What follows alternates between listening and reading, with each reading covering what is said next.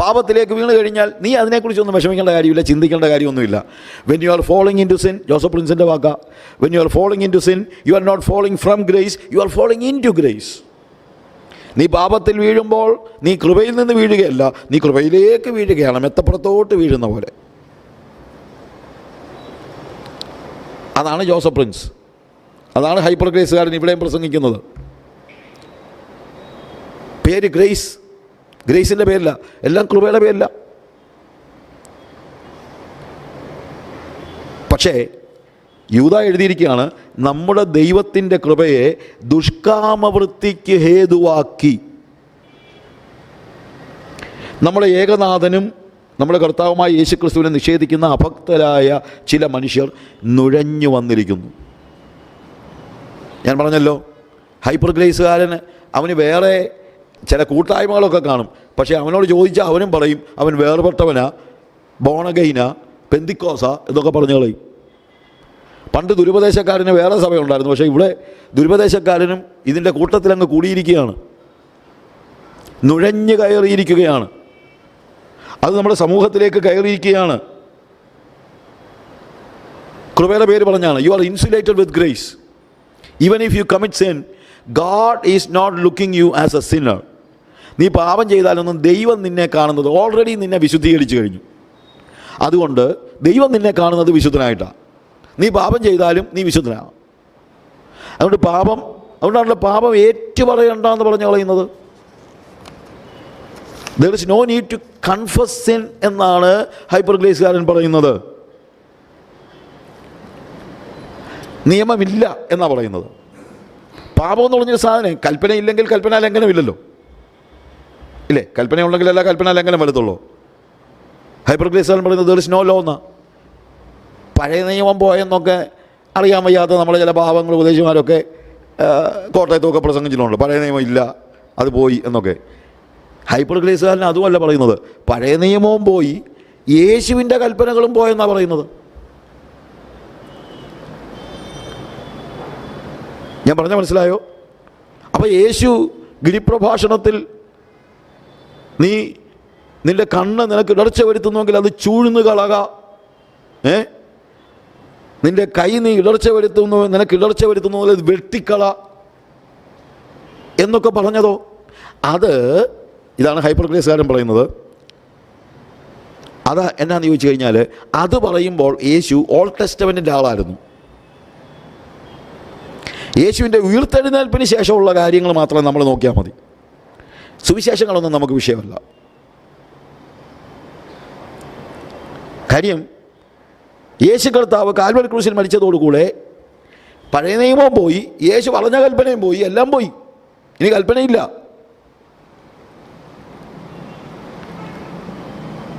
ഞാനിത് വെറുതെ പറയുന്നതല്ല.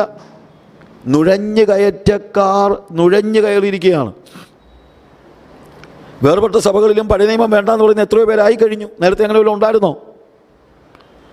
പാപം ചെയ്താൽ പ്രശ്നമില്ലെന്ന് പറയുന്ന എത്ര പേരുണ്ടായിരുന്നു? ഞാൻ US ചെന്നപ്പോൾ ഒരു അമ്മച്ചി എൻ്റെ അടുത്ത്, അമ്മച്ചിയല്ല, ചില പ്രായമുള്ള ഒരാളാണ്, എന്നോട് പറഞ്ഞു, സാജു സ്നേഹമുണ്ട്, എന്നോട് സ്നേഹമുള്ള ഒരാളാണ്. അത് സാജു ഇനിയിപ്പോൾ ഈ സോഷ്യൽ ഡ്രിങ്കിങ്ങിനെ കുറിച്ചൊന്നും ഇനി ഇവിടെ പ്രസംഗിക്കാൻ പോകണ്ട, എന്താണെങ്കിലും പിള്ളേരെല്ലാം കുടിക്കും, ഇനി നമ്മളായിട്ട് പറഞ്ഞ് വേറെ വഴക്കൊന്നും ഉണ്ടാക്കേണ്ടതെന്ന്. അതുകൊണ്ട് സാജു ഇനി അതിനെക്കുറിച്ച് പറയേണ്ടതാണ്. ഞാൻ പറഞ്ഞു, അത് പറയാനാണ് ഞാൻ വന്നത്, അല്ലാതെ ഞാൻ പറയേണ്ടത് സാരമില്ല മക്കളെ എന്ന് പറയാനോ?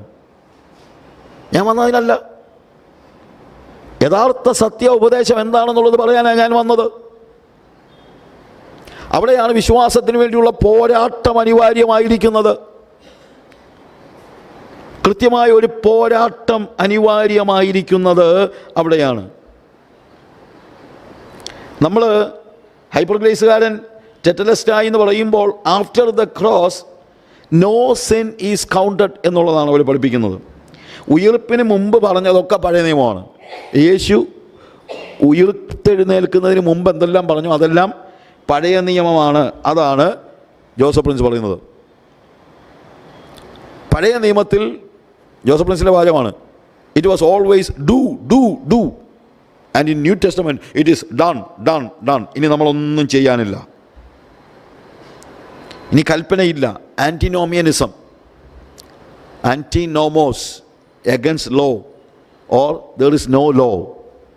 നിയമമില്ല, നിയമനിഷേധം. യേശു പറഞ്ഞു ഒന്നും വേണ്ട, ടെറ്റലിസ്റ്റായി വന്നതോടെ എല്ലാം പഴയതായി. എന്നാൽ സത്യം എന്താണ്? യേശു കർത്താവ് തന്നെ പറഞ്ഞ വാക്കുകൾ ആലോചിച്ച് നോക്കിയേ. മർക്കോസിൻ്റെ സുവിശേഷം അതിൻ്റെ 13-ാം അധ്യായം അതിൻ്റെ 31-ാമത്തെ വാക്യത്തിൽ കർത്താവ് പറയുകയാണ്, ആകാശവും ഭൂമിയും ഒഴിഞ്ഞു പോകും, എൻ്റെ വചനങ്ങളോ ഒഴിഞ്ഞു പോകയില്ല. യേശു പറഞ്ഞ വാക്ക. യേശു പറഞ്ഞില്ല ഞാൻ ഈ പറഞ്ഞ വചനങ്ങളെല്ലാം കാൽവറി ക്രൂശിൽ ഞാൻ മരിച്ച് ഉയർത്തെഴുന്നേൽക്കുന്നത് വരെയുള്ളൂ, അത് കഴിയുമ്പോൾ എല്ലാം പോകുമെന്ന് അവൻ പറഞ്ഞോ? ഇല്ല. അതുകൊണ്ടാണ് ഞാൻ പറഞ്ഞത്, നിങ്ങൾ ദൈവവചനത്തെ അറിയാതെ ഇരുന്നാൽ നുഴഞ്ഞു കയറ്റക്കാർ വന്ന് നിങ്ങളുടെ ലൈഫിനെ, നിങ്ങളുടെ ജീവിതത്തെ തകർത്ത് കളയും, നമ്മുടെ കുഞ്ഞുങ്ങളെ തകർത്ത് കളയും.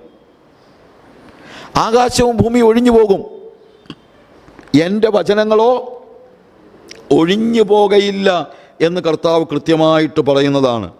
സത്യത്തെ ഡിസ്റ്റോർട്ട് ചെയ്യുന്നതായ, സത്യത്തെ വഴിതെറ്റിക്കുന്ന, അല്ലെങ്കിൽ സത്യത്തെ വളച്ചൊടിക്കുന്നതായ ആളുകൾ, അതാണ് ഇവിടുത്തെ ഒരു പ്രധാനപ്പെട്ട പ്രശ്നം എന്ന് പറയുന്നത്.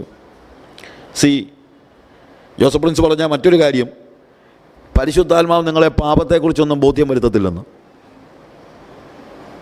വിശ്വാസിയെ ബോധ്യം വരുത്തത്തില്ല, അതൊക്കെ അവിശ്വാസികൾക്കാണ്. വിശ്വാസികളെ he will never convince U of your since.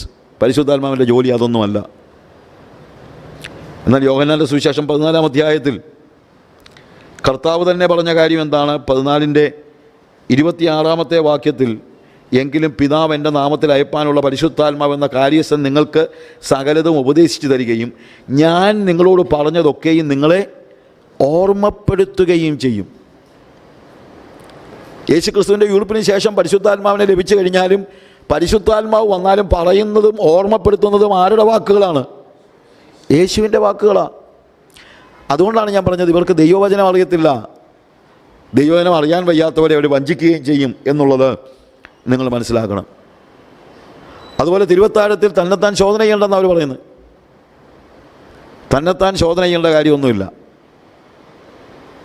കാര്യം തിരുവത്താഴം എന്ന് പറയുന്ന ഒരു ആഘോഷമാണ്. ആ ആഘോഷമായിട്ട് കഴിക്കണം. പിള്ളേർക്കും എല്ലാം വലിച്ചു വാരി കൊടുക്കുക. തിരിച്ചറിവുള്ള അപ്പൻ തിരിച്ചറിവ് ഉള്ള മക്കൾക്ക് എടുത്ത് കൊടുക്കട്ടെന്നേ, തിന്നട്ടെ.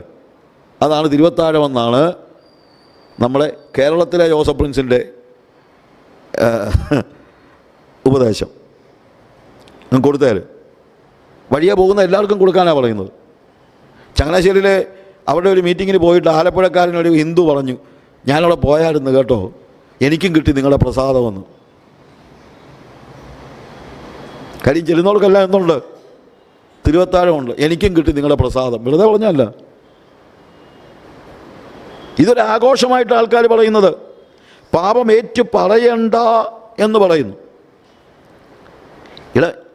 യാക്കോവിൻ്റെ ലേഖനം 5-ാം അധ്യായത്തിൻ്റെ 16-ാം വാക്യത്തിൽ നിങ്ങൾ തമ്മിൽ പാപങ്ങളെ ഏറ്റു പറയണമെന്ന് പറഞ്ഞാൽ, തമ്മിൽ പാപങ്ങളെ ഏറ്റു പറയണമെങ്കിൽ ദൈവത്തോട് പാപം ഏറ്റു പറയണ്ടെന്ന് പറയുന്നത് ശരിയാണോ?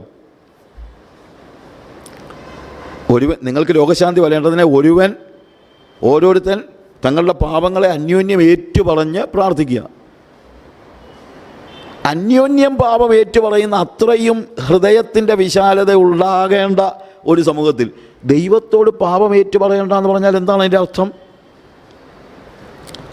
നമ്മൾ മനസ്സിലാക്കണം. അത് പാപത്തെക്കുറിച്ചുള്ള നമ്മുടെ അണ്ടർസ്റ്റാൻഡിങ് എന്താണ്? സങ്കീർത്തനങ്ങൾ 51 നമുക്കറിയാമല്ലോ, ദാവീദിൻ്റെ പ്രാർത്ഥനയാണ്. ആ ഭാഗം വായിക്കുമ്പോൾ ഒരു പാപം ചെയ്ത ദാവീദ് ദൈവത്തിൻ്റെ സന്നിധിയിൽ എത്ര കൃത്യതയോടുകൂടെയാണ് ദൈവത്തിൻ്റെ സന്നിധിയിലേക്ക് ചെല്ലുന്നത്. അവിടെ ചെന്ന് അവൻ പറയുന്നത് തന്നെ എന്താണ്? നിൻ്റെ ദയയ്ക്ക് തക്കവണ്ണം എന്നോട് കൃപയുണ്ടാകണമേ, നിൻ്റെ കരുണയുടെ ബഹുത്വപ്രകാരം എൻ്റെ ലംഘനങ്ങളെ മായിച്ചു കളയണമേ. എനിക്ക് ലംഘനങ്ങളില്ല എന്നല്ല പറയുന്നത്, ലംഘനങ്ങളെ മായിച്ചു കളയണമേ. എന്നെ നന്നായി കഴുകി എൻ്റെ അകൃത്യം പോക്കണമേ, എൻ്റെ പാപം നീക്കി എന്നെ വെളിപ്പാക്കണമേ. അവന് വേണേൽ പറയാമല്ലോ, ഞാൻ യഹോവയുടെ അഭിഷിക്തനാണ്, ഞാൻ എന്തോ ചെയ്താലും പാപമല്ല.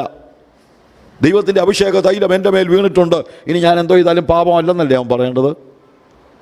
പക്ഷെ അവൻ പറയുന്നത് അതല്ല. എൻ്റെ ലംഘനങ്ങളെ ഞാൻ അറിയുന്നു, എൻ്റെ പാപം എപ്പോഴും എൻ്റെ മുമ്പിൽ ഇരിക്കുന്നു. ദാവീദിനെ പോലെ അഭിഷിക്തനായ ഒരു വ്യക്തി പാപം ചെയ്തപ്പോൾ ദൈവത്തിൻ്റെ സന്നിധിയിൽ നെടുമ്പാട് വീണ് കരയാൻ പറയുന്ന, നിന്നോട് തന്നെ ഞാൻ പാപം ചെയ്തു, നിനക്ക് അനിഷ്ടമായുള്ളത് ഞാൻ ചെയ്തിരിക്കുന്നു. പാപം ചെയ്തത് ബത്ശബയോടല്ല, ആരോടാണ്? നിന്നോട്, ദൈവത്തോട് പാപം ചെയ്തു. നമ്മൾ പാപം ചെയ്യുന്നത് ദൈവത്തോടാണ്. ധൂർത്തുപുത്രൻ മടങ്ങി വരുമ്പോൾ പറയുന്ന വാക്കെന്താണ്? അപ്പാ, ഞാൻ സ്വർഗത്തോടും നിന്നോടും. സ്വർഗത്തോട് എന്ന് യഹൂദന്മാർ ഉപയോഗിക്കുന്നത് ദൈവത്തോടെന്ന് പറയുന്നതിന് തുല്യമായിട്ടാണ്. അതിൻ്റെ അർത്ഥം ഇതാണ്, ഞാൻ ദൈവത്തോടും നിന്നോടും പാപം ചെയ്തു. പ്രിയമുള്ളവരെ, പാപം എന്ന് പറയുന്നത് കൗണ്ട് ചെയ്യപ്പെടുന്നത് തന്നെയാണ്. ദൈവം നമ്മളെ നോക്കുമ്പോൾ നമ്മൾ ദൈവത്തിൻ്റെ സന്നിധിയിൽ പാപങ്ങളെ ഏറ്റുപറഞ്ഞാൽ കർത്താവ് ക്ഷമിക്കും. പക്ഷേ പാപങ്ങൾ, തൻ്റെ ലംഘനങ്ങളെ മറയ്ക്കുന്നവന് ശുഭം വരികയില്ല. അവയെ ഏറ്റുപറഞ്ഞ് ഉപേക്ഷിക്കുന്നവന് കരുണ ലഭിക്കും. ഞാൻ ടാൻസാനിയയിലെ ഒരു ബൈബിൾ സ്കൂളിൽ ചോദിച്ചു, ഇങ്ങനെ പിള്ളേരോട് ചോദിച്ച കൂട്ടത്തിൽ ചോദിച്ചു, are you happy? Everybody Z yes. Are you healthy? ഞാൻ സാറിന് അങ്ങനെ ചോദിക്കാറുണ്ട്. യെസ്. പിന്നെ ഞാൻ ചോദിച്ചു, ആർ യു ഹോളി? യെസ്. എന്നാൽ ഞാൻ പറഞ്ഞു, that means you didn't do any wrong things last week. അപ്പോൾ എല്ലാവരും അങ്ങ് ഡൗൺ ആയി. എന്നിട്ട് ഒരു മിടുക്കൻ ചെറുപ്പം അവൻ പറഞ്ഞു, yes, we did a lot of wrong things, but Saturday we confessed all our sins. അപ്പോൾ അവൻ ശനിയാഴ്ച വെച്ചിരിക്കുകയാണ്, ഞായറാഴ്ച സഭായമല്ലേ, അവൻ ശനിയാഴ്ച വെച്ചിരിക്കുകയാണ്. എന്തിനാണ്? ആ ഒരാഴ്ചത്തെ എല്ലാം കൂടെ അങ്ങ് ഏറ്റു പറയാം, V confessed all our sins. അപ്പോൾ ഞാൻ പറഞ്ഞു, നല്ല കാര്യം. പക്ഷേ വേദപുസ്തകം പറയുന്നത് പാപം ഏറ്റുപറയുന്നത് മാത്രമല്ല, ഏറ്റുപറഞ്ഞ് ഉപേക്ഷിക്കുന്നവന് കരുണ ലഭിക്കും. എന്നുമെന്നും പാപം ഏറ്റുപറഞ്ഞുകൊണ്ടിരുന്നാൽ പോരാ, ആ പാപത്തെ ഉപേക്ഷിക്കുന്നവന് കരുണ ലഭിക്കും. അഭിഷേകതൈലം വീണ ദാവീദ് പാപം ഏറ്റുപറഞ്ഞ് കരഞ്ഞ് പ്രാർത്ഥിക്കുകയാണ്. അവൻ പറയുന്നത്, നിൻ്റെ ആത്മാവിനെ എന്നിൽ നിന്ന് എടുക്കുകയും അരുതേന്നാ. നിർമ്മലമായൊരു ഹൃദയം എന്നിൽ സൃഷ്ടിച്ച് പുതുതായൊരു ആത്മാവിനെ എൻ്റെ ഉള്ളിൽ നീ നൽകണമേ. Create in me a clean heart O God and renew a right spirit within me. That is his prayer. പാപം ഏറ്റുപറയേണ്ടെന്ന് ഇവർ പറഞ്ഞാൽ എങ്ങനെയാണ് നമ്മൾ മനസ്സിലാക്കുന്നത്? തീർച്ചയായും പാപം ഏറ്റുപറഞ്ഞേ പറ്റൂ. പാപം ഉണ്ടെന്ന് സമ്മതിച്ചാലല്ല പാപം ഏറ്റുപറയത്തുള്ളൂ. പക്ഷെ ഇവർ പാപം ഉണ്ടെന്ന് പോലും പറയുന്നില്ല. That is A biggest problem. 1 യോഹന്നാൻ്റെ ലേഖനം വായിക്കുമ്പോൾ അതിൻ്റെ 2-ാമത്തെ അധ്യായം 3-4 വാക്യങ്ങൾ വായിക്കുമ്പോൾ, അവൻ്റെ കൽപ്പനകളെ പ്രമാണിക്കുന്നുവെങ്കിൽ നാം അവനെ അറിഞ്ഞിരിക്കുന്നുവെന്ന് അതിനാൽ അറിയുന്നു. അവിടെ നമ്മൾ ഈ ഹൈപ്പർ ഗ്രേസുകാർ പറയുന്നത്, യേശു എന്നിൽ ജീവിക്കുന്നുണ്ട്, അതുകൊണ്ട് ഇനിയിപ്പം എനിക്ക് കൽപ്പനകളുടെ ആവശ്യമൊന്നും ഇല്ല, എനിക്ക് പാപമൊന്നുമില്ല. യേശു എന്നിൽ ജീവിക്കുന്നുണ്ടെന്ന് വെറുതെ പറഞ്ഞാൽ പോരാ. യോഹന്നാൻ കൃത്യമായിട്ട് പറയുകയാണ്, അവൻ്റെ കൽപ്പനകളെ പ്രമാണിക്കുന്നുവെങ്കിൽ നാം അവനെ അറിഞ്ഞിരിക്കുന്നു എന്ന് അതിനാൽ അറിയുന്നു. അപ്പോൾ അവനെ അറിഞ്ഞാലും എന്തുണ്ട്? കൽപ്പനയുണ്ട്. കൽപ്പനയില്ലെന്ന് പറയാൻ പറ്റില്ല. അവനെ അറിഞ്ഞിരിക്കുന്നു എന്ന് പറയുകയും അവൻ്റെ കൽപ്പനകളെ പ്രമാണിക്കാതിരിക്കുകയും ചെയ്യുന്നവൻ കള്ളനാകുന്നു, അവനിൽ സത്യമില്ല. അപ്പോൾ കൽപ്പന മാറിപ്പോയിട്ടില്ല, ഇപ്പോഴും കൽപ്പനയുണ്ട്. കൽപ്പനയില്ലാത്ത ഒരു ലോകത്തിലേക്കല്ല കർത്താവ് വിളിച്ചിരിക്കുന്നത്. There is a law, the law of Christ. യേശുക്രിസ്തുവിൻ്റെ കൽപ്പന ഇപ്പോഴും നിലനിൽക്കുന്നു. അതനുസരിക്കേണ്ടത് അനിവാര്യമാണ്. അത് വേണ്ട എന്ന് പറയുന്ന വ്യക്തികൾ അഭക്തരായ പുരുഷന്മാർ ദൈവകൃപയെ എന്തിനു വേണ്ടിയാണ്? നമ്മൾ യൂദായുടെ ലേഖനത്തിൽ വായിച്ചതെന്താണ്? അവരുടെ ദുഷ്കാമ വൃത്തിക്ക് ഹേതുവാക്കി. ഇതെല്ലാം എന്തിനു വേണ്ടിയാണ്? പാപം ചെയ്യാൻ വേണ്ടി മാത്രമാണ്. കൽപ്പന മാറിപ്പോയിട്ടില്ല.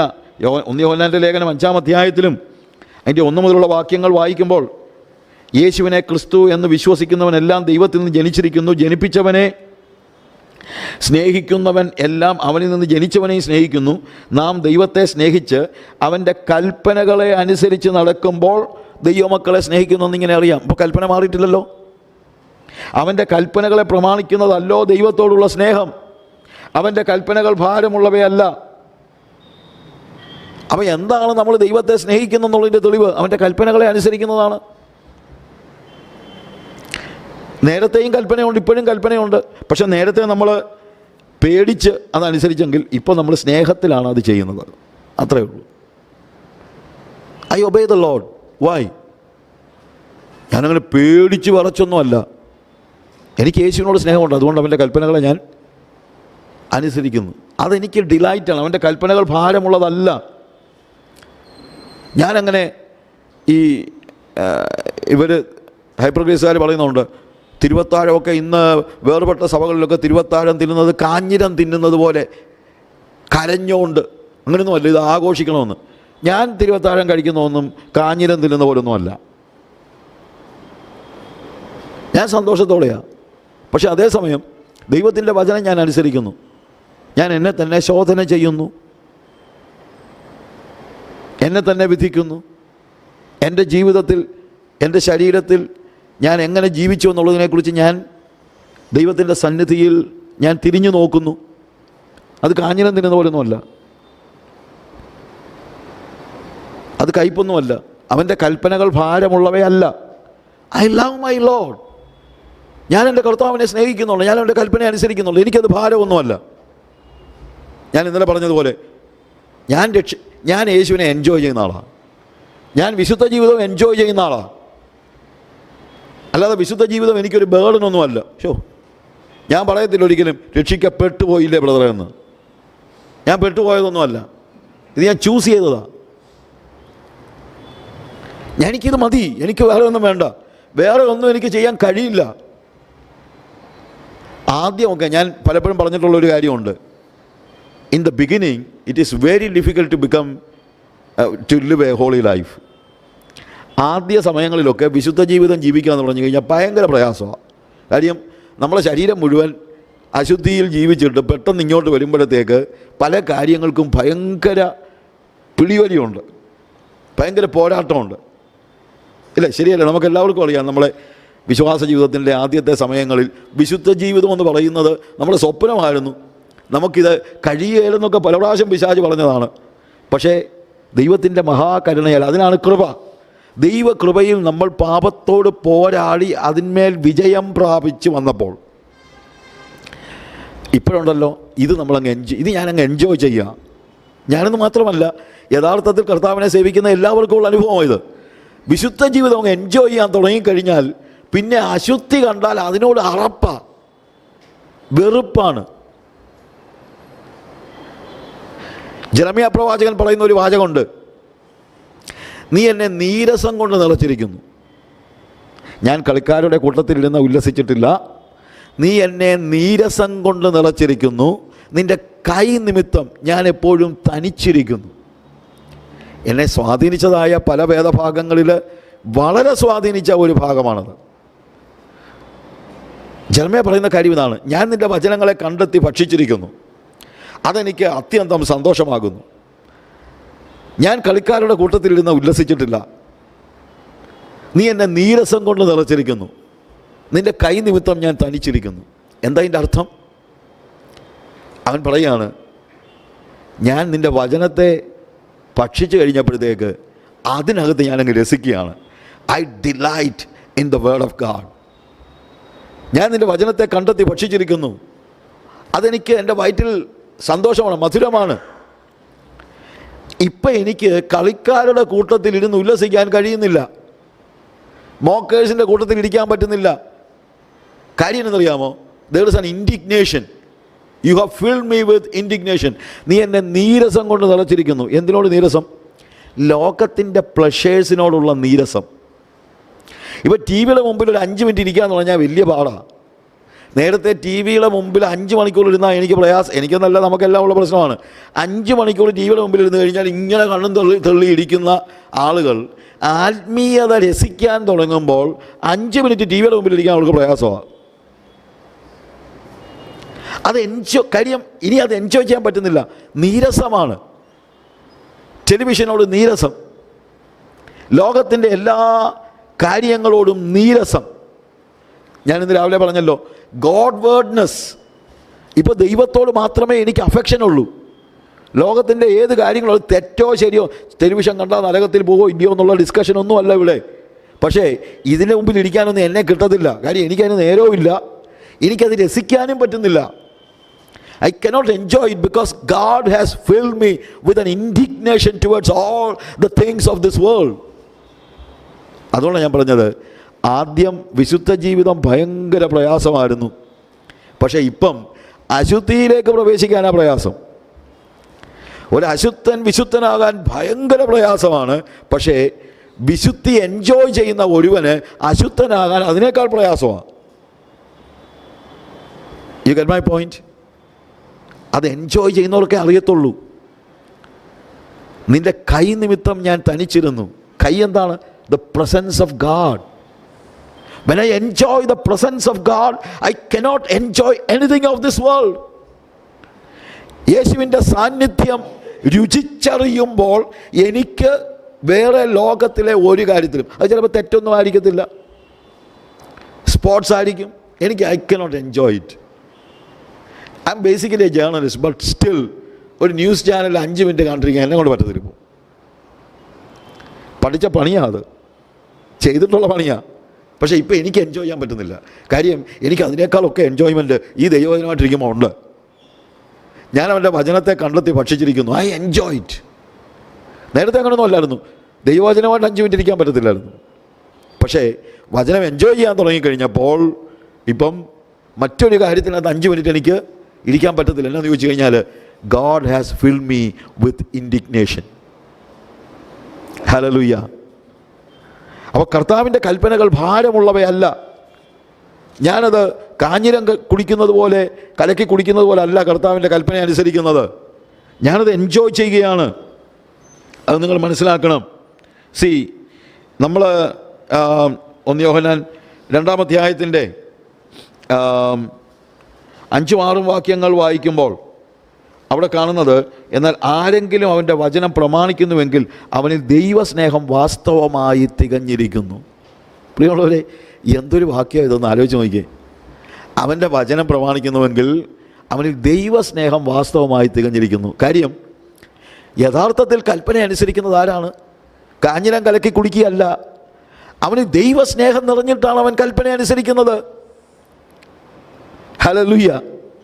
അവന് ദൈവസ്നേഹം നിറഞ്ഞിരിക്കുന്നു. നാം അവനിൽ ഇരിക്കുന്നുവെന്ന് ഇതിനാൽ അറിയാം. എനിക്ക് ഭയങ്കര കോൺഫിഡൻസാണ്. I am in Jesus and Jesus is inside me. I abide in Jesus and Jesus abides in me. I know that. എനിക്കത് അറിയാം. അവനിൽ ഇരിക്കുന്നുവെന്ന് ഞാൻ അറിയുന്നത് ഞാൻ അവനെ അനുസരിക്കുമ്പോഴാണ്. അവനിൽ വസിക്കുന്നുവെന്ന് പറയുന്നവൻ അവൻ നടന്നതുപോലെ നടക്കേണ്ടതാകുന്നു. വെറുതെ പറഞ്ഞാൽ പോരാ. ഹൈപ്പർ ഗ്രേസുകാരനും പറയും, ഞങ്ങൾ കർത്താവിലാണ്, അതുകൊണ്ട് ഞങ്ങൾക്ക് കൽപ്പനയില്ല. എടാ, കർത്താവിലാണോ ഇല്ലയോ എന്ന് അറിയുന്നത് കൽപ്പന അനുസരിക്കുന്നതിലൂടെയാണെന്നാണ് ദൈവവചനം പറയുന്നത്. കർത്താവിലാണെങ്കിൽ അങ്ങനെ പറയുന്നുവെങ്കിൽ അവനിൽ വസിക്കുന്നുവെന്ന് പറയുന്നവൻ അവൻ നടന്നതുപോലെ നടക്കേണ്ടതാകുന്നു. ദറ്റ് ലൈഫ് ഡിസ്റ്റോർഷൻ ഉണ്ടാകാൻ പാടില്ല. നമ്മൾ ദൈവത്തിൻ്റെ കൃപയെ ദുഷ്കാമവൃത്തിക്ക് ഹേതുവാക്കുന്ന യുദ്ധലേഖനത്തിൽ നമ്മൾ കാണുന്നതാണ്. പറയുന്ന വാക്യം ശരിയാണ്, കൃപ കൃപ കൃപ എന്നാണ് പറയുന്നത്. പക്ഷേ വാക്ക് ശരിയാണ്, ആപ്ലിക്കേഷൻ തെറ്റി. അവിടെയാണ് പ്രശ്നം. 2 തീമോഥെയോസിൻ്റെ ലേഖനം അതിൻ്റെ 4-ാം അധ്യായം 1 മുതലുള്ള വാക്യങ്ങൾ വായിക്കുമ്പോൾ, 2 തീമോഥെയോസിൻ്റെ ലേഖനം 4-ാം അധ്യായം അതിൻ്റെ 1 മുതലുള്ള വാക്യങ്ങൾ ഞാൻ പെട്ടെന്ന് വായിക്കട്ടെ. ഞാൻ ദൈവത്തെയും ജീവികൾക്കും മരിച്ചവർക്ക് ന്യായവിസ്താരം നടത്തുവാനുള്ള ക്രിസ്തുയേശുവിനെയും സാക്ഷി വെച്ച് അവൻ്റെ പ്രത്യക്ഷതയും രാജ്യവും ചൊല്ലി സത്യം ചെയ്ത് കൽപ്പിക്കുന്നത്, വചനം പ്രസംഗിക്കുക, സമയത്തിലും അസമയത്തിലും ഒരുങ്ങി നിൽക്കുക, സകല ദീർഘക്ഷമയോടും ഉപദേശത്തോടും കൂടെ ശാസിക്കുക, തർജ്ജനം ചെയ്യുക, പ്രബോധിപ്പിക്കുക. ചേട്ടാ, കൊച്ചു കാര്യമല്ലാണോ? ഇതെല്ലാം വേണം. ദൈവസഭയിൽ ഇതെല്ലാം വേണം. വചനം പ്രസംഗിക്കണം, സമയത്തിലും അസമയത്തിലും ഒരുങ്ങി നിൽക്കുക, സകല ദീർഘക്ഷമയോടും ഉപദേശത്തോടും കൂടെ ശാസിക്കുക, ഡോക്ട്രിൻസ് പഠിപ്പിക്കണം. അത് പഠിക്കാൻ മടിക്കുന്നവരെ ശാസിക്കണം, തർജ്ജനം ചെയ്യണം, പ്രബോധിപ്പിക്കണം. എന്നിട്ട് പറയുന്നത്, അവർ പത്യോപദേശം പൊറുക്കാതെ കർണരസമാകുമാറ് സ്വന്തം മോഹങ്ങൾക്കൊത്തവണ്ണം ഉപദേശകന്മാരെ പെരുക്കുകയും സത്യത്തിന് ചെവി കൊടുക്കാതെ കെട്ടുകഥ കേൾപ്പാൻ തിരികെയും ചെയ്യുന്ന കാലം വരും.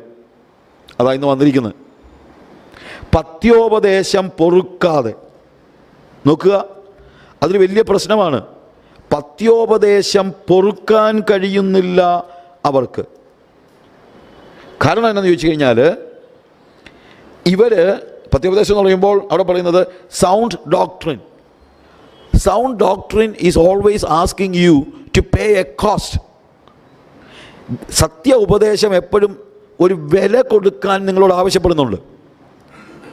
സത്യോപദേശത്തിനകത്ത് ലോകത്തോടുള്ള വിരക്തിയുണ്ട്. സത്യോപദേശത്തിനകത്ത് ക്രൂശുണ്ട്. സത്യോപദേശത്തിനകത്ത് കഷ്ടതയുണ്ട്. സത്യോപദേശത്തിനകത്ത് ജീവിതത്തെ തകിടം ലൗകികതയിൽ നിന്ന് മാറ്റി നിർത്തുന്നതായ വാളുണ്ട്.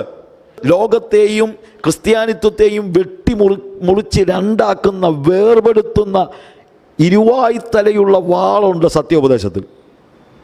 ദൈവവചനത്തെക്കുറിച്ച് പറയുന്ന അതങ്ങനെ തന്നെയാണല്ലോ അല്ലേ? അത് ഇരുവായ്ത്തലയുള്ള ഏത് വാളിനേക്കാളും മൂർച്ചയുള്ളതാണ്. അപ്പോൾ അത് വെട്ടിമുറിക്കും. ലൗകികതയെയും ആത്മീയതയും തമ്മിൽ വെട്ടിമുറിക്കും. സോൾ ആൻഡ് സ്പിരിറ്റ്, അതൊക്കെ വേറെ ഒത്തിരി പഠിക്കേണ്ട സബ്ജക്റ്റാണ്. അതിനെ വെട്ടിമുറിക്കും. അതായത് സോളിഷായിട്ടുള്ള കാര്യങ്ങളുണ്ട്, സ്പിരിച്വലായിട്ടുള്ള കാര്യങ്ങളുണ്ട്, എൻ്റെ ദേഹിയെ സന്തോഷിപ്പിക്കുന്ന കാര്യങ്ങളുണ്ട്, എൻ്റെ ആത്മാവിനെ സന്തോഷിപ്പിക്കുന്ന കാര്യങ്ങളുണ്ട്. ദേഹിയെ സന്തോഷിപ്പിക്കുന്ന കാര്യങ്ങൾ റിലീജിയനും തരും.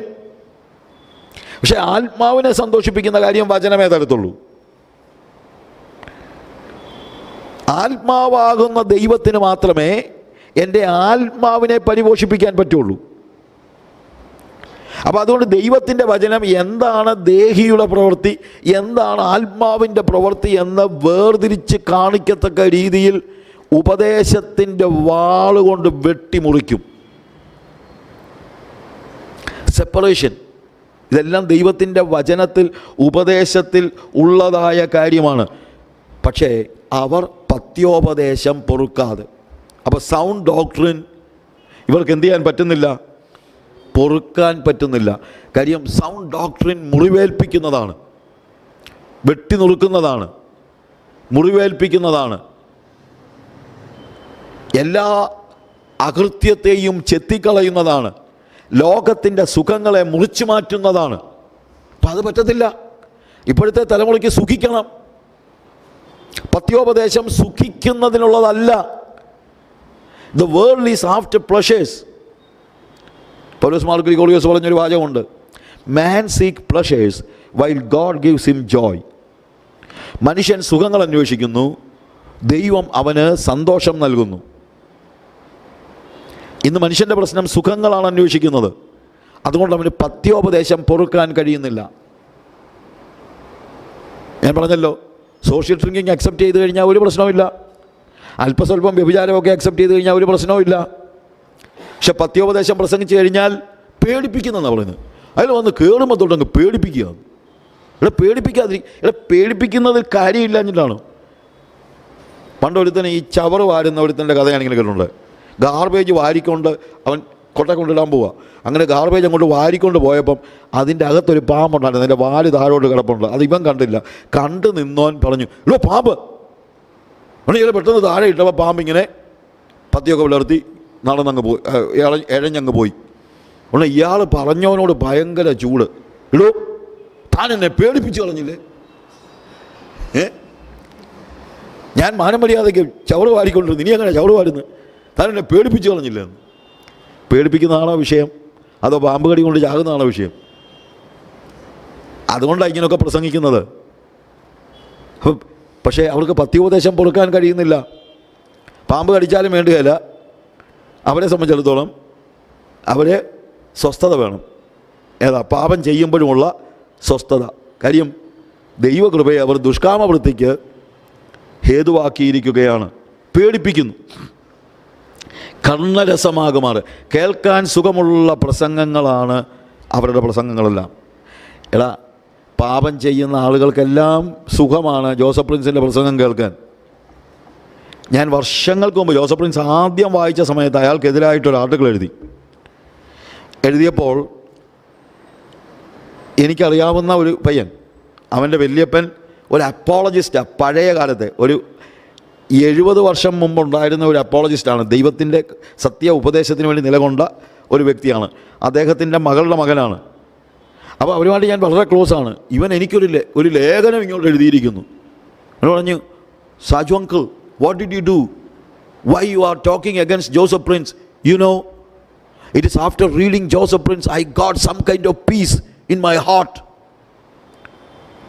എൻ്റെ മനസ്സിൽ അല്പം സമാധാനം കിട്ടിയത് എപ്പോഴാണ്? ജോസഫ് പ്രിൻസ് വായിച്ചതിന് ശേഷമാണ്. ഒത്തിരി വർഷങ്ങൾക്ക് മുമ്പാണ്. കാര്യം എന്നാ? ജോസഫ് പ്രിൻസ് പറഞ്ഞ് പാപം ചെയ്താലും കുഴപ്പമില്ല.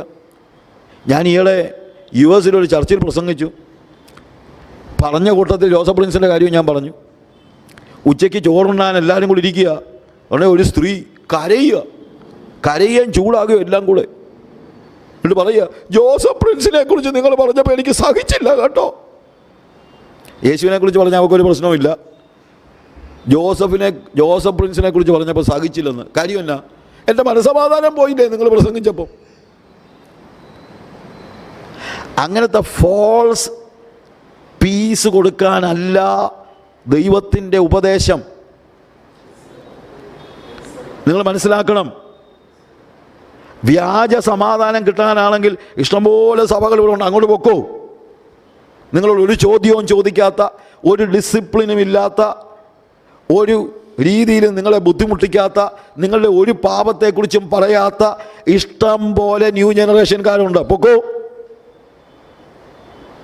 പക്ഷേ ഒരു കാര്യം മനസ്സിലാക്കണം. പാപം ചെയ്താൽ കുഴപ്പമില്ലെന്ന് പറയുന്ന സംഘങ്ങളുടെ കൂട്ടത്തിൽ കൂടി നിങ്ങൾ എങ്ങോട്ടാണ് പോകുന്നത്? You are going to hell. അങ്ങനെ പോകാതിരിക്കാനുള്ള ആഗ്രഹത്തിന് വേണ്ടിയാണ് പറയുന്നത്, പേടിപ്പിക്കുന്നതല്ല. ഈ പ്രസംഗങ്ങൾ കർണരസമാകുമാറ്, അതാണ് നമ്മളിവിടെ കാണുന്നത്. അവർ പത്യോപദേശം പൊറുക്കാതെ കർണരസമാകുമാറ് സ്വന്തം മോഹങ്ങൾക്കൊത്തവണ്ണം. സ്വന്തം മോഹങ്ങൾ ഞാൻ മുമ്പേ പറഞ്ഞല്ലോ. എന്തുകൊണ്ടാണ് ഈ പ്രസംഗകരെ ആളുകൾക്ക് ഇഷ്ടം? എന്തുകൊണ്ടാണ് ജോയൽ ഓസ്റ്റിനെ ആളുകൾക്ക് ഇഷ്ടം? എന്തുകൊണ്ടാണ് ഹിൽ സോങ്സിൻ്റെ ന്യൂയോർക്കിലെ പ്രീച്ചറെ ജനങ്ങൾക്കിഷ്ടം? അവർ പറയുന്നത്, വി ഡോണ്ട് ആസ്ക് ക്വസ്റ്റ്യൻസ്. ഞങ്ങൾ ചോദ്യങ്ങൾ ചോദിക്കുന്നില്ല. We don't ask who you are, what you are doing, just come and feel good in our church. പക്ഷേ എങ്ങോട്ടാണ് പോകുന്നത്? നാശത്തിലേക്ക് പോകുന്ന വഴി വാതിൽ വീതിയുള്ളതും വഴി വിശാലവുമാണ്. പക്ഷേ ഡെസ്റ്റിനേഷൻ നാശമാണ്. ജീവനിലേക്ക് പോകുന്ന വാതിൽ ഇടുക്കമുള്ളതും വഴി ഞെരുക്കവുമാണ്. പക്ഷേ ചെല്ലുന്നത് ജീവനിലേക്കാണ്. ഈ ദുരുപദേശക്കാർ പ്രസംഗിക്കുന്നത് വഴിയെക്കുറിച്ചാണ്, ഡെസ്റ്റിനേഷനെക്കുറിച്ചല്ല. ഞങ്ങളുടെ സഭയിലോട്ട് വന്നു കഴിഞ്ഞാൽ വഴി വിശാലമാണ്. You are free, you can enjoy. Where is it going? It doesn't matter. Let us enjoy. Feel good. ഇതാണോ സഭ?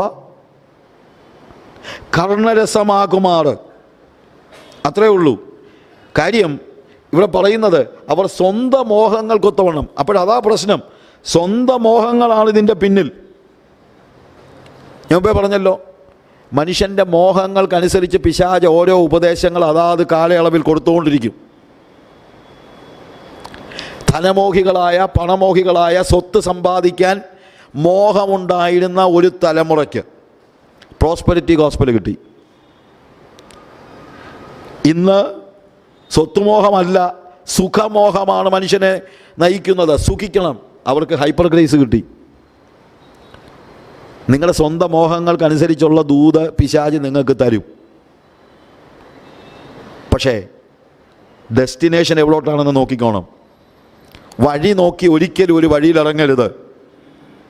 അതെങ്ങോട്ട് ചെല്ലുന്നു എന്നുള്ളത് നോക്കി വേണം നിങ്ങൾ ഒരു വഴിയിലേക്ക് പ്രവേശിക്കുവാൻ. നിങ്ങളുടെ ഡെസ്റ്റിനേഷൻ നിങ്ങൾ കൃത്യമായിട്ട് മനസ്സിലാക്കണം. 1 യോഹന്നാൻ 4-ാം അധ്യായത്തിൽ അതിൻ്റെ 5-6 വാക്യങ്ങൾ വായിക്കുമ്പോൾ അവിടെ കാണുന്നത്, അവർ ലൗകികന്മാർ ആകയാൽ ലൗകികമായത് സംസാരിക്കുന്നു, ലോകം അവരുടെ വാക്ക് കേൾക്കുന്നു. നോക്ക്, അവർ ലൗകികന്മാരാകയാൽ, അതിൻ്റെ മുകളിൽ പറയുന്നതെല്ലാം ശരിക്കും പറഞ്ഞു കഴിഞ്ഞാൽ പ്രിയമുള്ളവരെ, ഒന്നാമത്തെ വാക്യം മുതൽ വായിക്കുമ്പോൾ സമയത്തിൻ്റെ പരിമിതി കൊണ്ടാണ് ഞാൻ അങ്ങോട്ട് പോകാത്തത്, നിങ്ങൾ വായിക്കണം. കള്ളപ്രവാചകന്മാർ പലരും ലോകത്തിലേക്ക് പുറപ്പെട്ടിരിക്കുകയാൽ ഏത് ആത്മാവിനെയും വിശ്വസിക്കാതെ ആത്മാക്കൾ ദൈവത്തിൽ നിന്നുള്ളവയോ എന്ന് ശോധന ചെയ്യുവിൻ.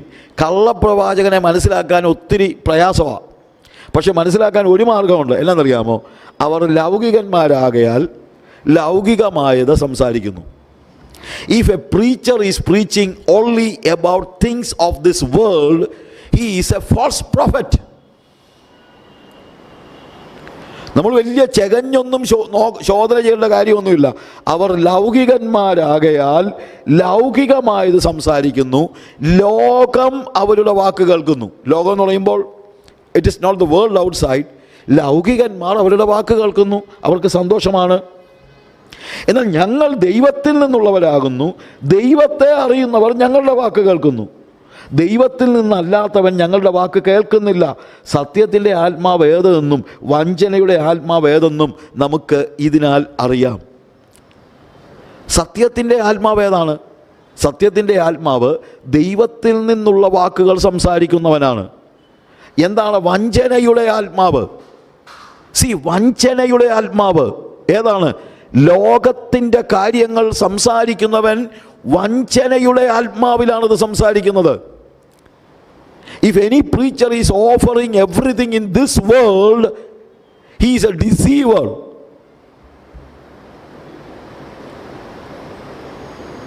Hallelujah. അത് നിങ്ങൾ മനസ്സിലാക്കണം.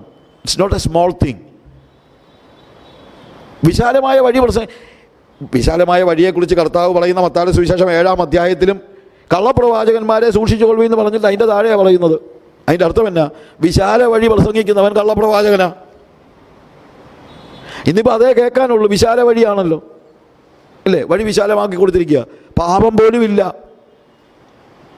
ഒരു കാര്യം നിങ്ങൾ മനസ്സിലാക്കണം, സ്വർഗത്തിലേക്കുള്ള വാതിൽ യേശുവാണ്. ആ വാതിലിലൂടെ കടക്കാത്ത ഒരുത്തിനും സ്വർഗത്തിൽ കടക്കത്തില്ല. അത് ഇടുക്കമുള്ളതാണ്. ഇടുക്കമുള്ള വാതിലിൻ്റെ പ്രത്യേകത എന്ന് ചോദിച്ചു കഴിഞ്ഞാൽ, വാതിലിനേക്കാൾ വീതിയുള്ളവന് അതിനകത്തൂടെ കയറാൻ പറ്റില്ല.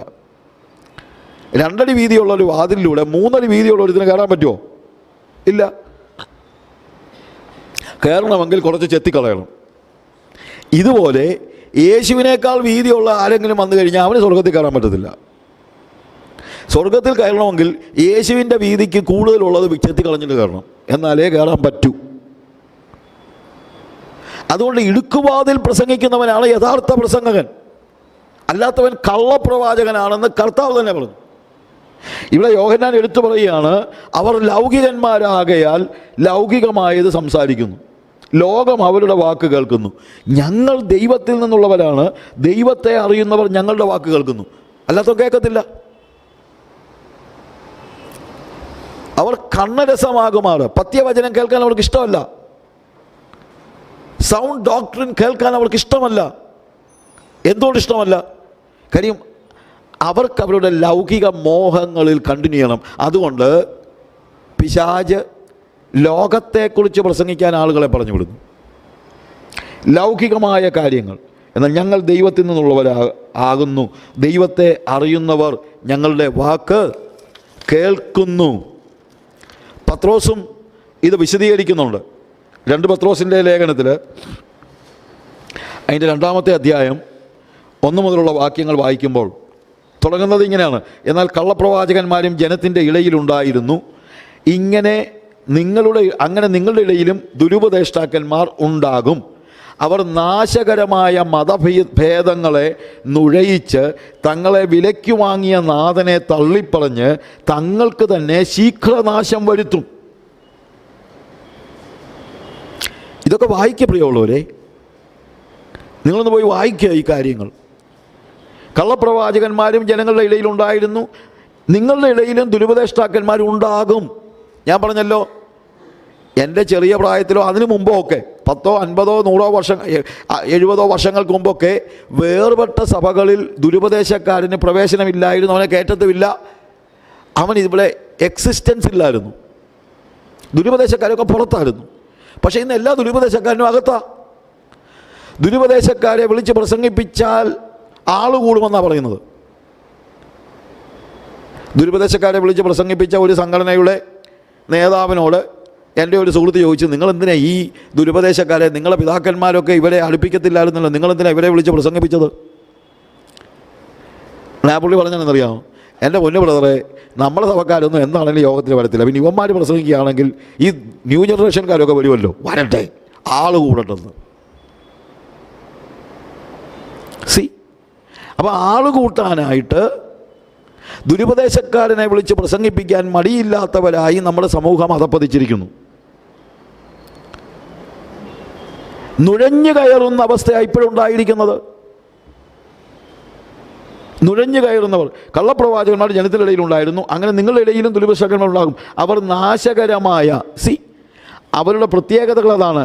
അവർ പഠിപ്പിക്കുന്നത് നാശകരമായ മതഭേദങ്ങളെ, ഹെറസീസ്. മതഭേദം എന്നുള്ള ഉദ്ദേശിക്കുന്നത് ഹെറസീസ്, ദുരുപദേശങ്ങളെ.